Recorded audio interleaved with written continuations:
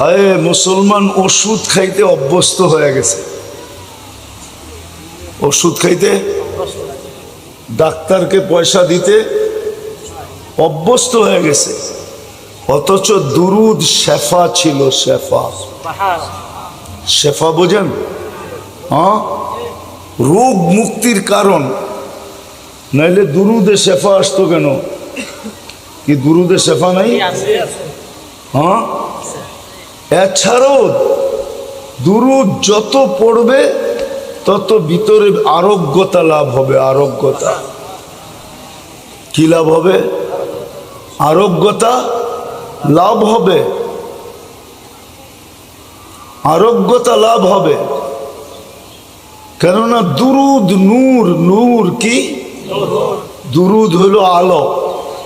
আচ্ছা, আলো ভিতরে গেলে অন্ধকার যায় না? যায় না? হ্যাঁ, তাহলে আপনি যত দুরুদ পড়বেন আপনার ভিতর থেকে অন্ধকার বাহির হবে। অসুস্থতাওটাও আমরা একটা অন্ধকার মনে করি, ঠিক না? না, মনে করি না? কিন্তু আমরা তো দুরুদ পড়ি না। আপনি যদি না পড়েন তাহলে হাদিসের আলোকে দেখাইতেছি। আপনাকে ভাবতে হবে আপনার নামটা কোথায় লেখা জানেন? রমজান মাসে ইমাম সাহেবরা আপনাদেরকে শোনায়, এছাড়া বাকি মাসে শোনানোর সুযোগ হয় না। রাসূলুল্লাহ সাল্লাল্লাহু আলাইহি ওয়াসাল্লাম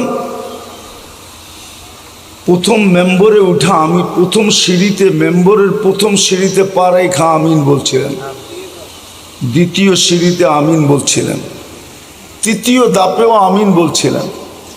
সাহাবা জিজ্ঞাসা করছে, ইয়া রাসূলুল্লাহ, প্রশ্ন তো শুনলাম না, শুধু আমিনই তো শুনলাম, আপনি আমিন বললেন কেন? তো মুহাম্মদুর রাসূলুল্লাহ সাল্লাল্লাহু আলাইহি ওয়াসাল্লাম বলতেছিলেন যে জিবরিল আল্লাহর পক্ষ থেকে 3টা সিদ্ধান্ত নিয়ে আসছেন। কয়টা? কয়টা? 3টা সিদ্ধান্ত নিয়ে আসছে। আমি একটা শোনাবো। 3টা সিদ্ধান্ত নিয়ে আসছেন, আমাকে একমত হওয়ার জন্য বলছেন। এই জন্য আমি আমিন বলছি যে আমিও একমত।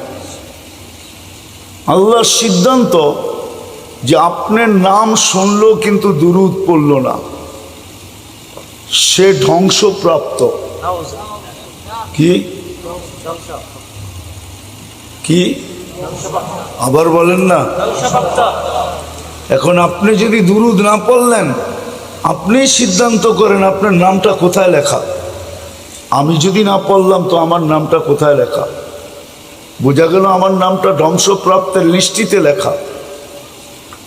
3 জনে মিলা যে সিদ্ধান্ত নিছেন, আল্লাহ, জিবরিল আলাইহিস সালাম এবং মুহাম্মদুর রাসূলুল্লাহ সাল্লাল্লাহু আলাইহি ওয়াসাল্লাম,